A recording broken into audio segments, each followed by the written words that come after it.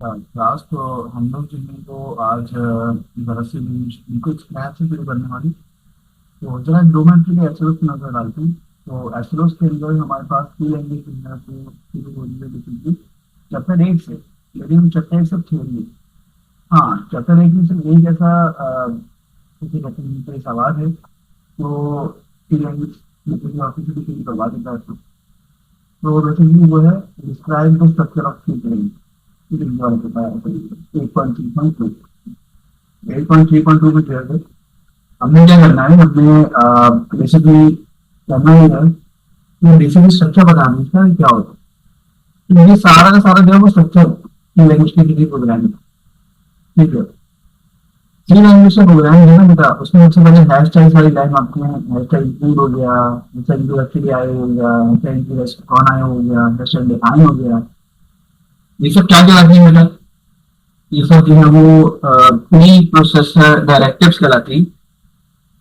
अब pre processor directives क्या होती है? प्री प्रोसेसर डायरेक्टिव वो डायरेक्शन होती हैं जो कि बेसिकली हम प्रोग्राम रन करने से पहले किसी कंपाइलर को दे रहे होते हैं कि ये चीजें मुझे इम्प्रूव करनी है तो प्रोग्राम बन जाओ।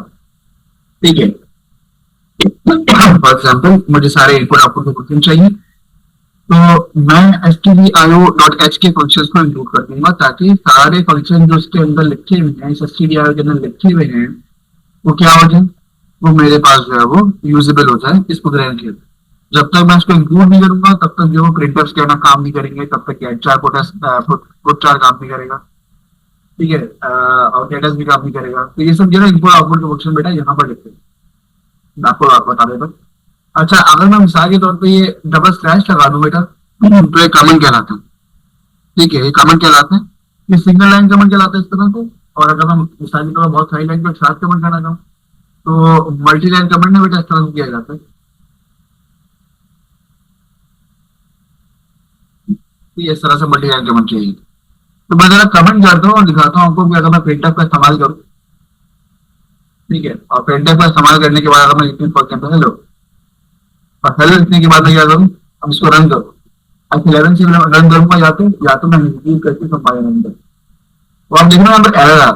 क्यों आ रहा है एरर? क्योंकि बेटा मैंने यहाँ पर इसकी हेडर फाइल को यूज नहीं किया है। तो एक हेडर फाइल्स कहलाती है जिनको मुझे इंक्लूड करना पड़ेगा। अगर अब मैं इसको कंपाइलर रन करूंगा तो देखो बड़े आराम से जी रन हो गया और हेडर लिखा हो गया। ठीक है,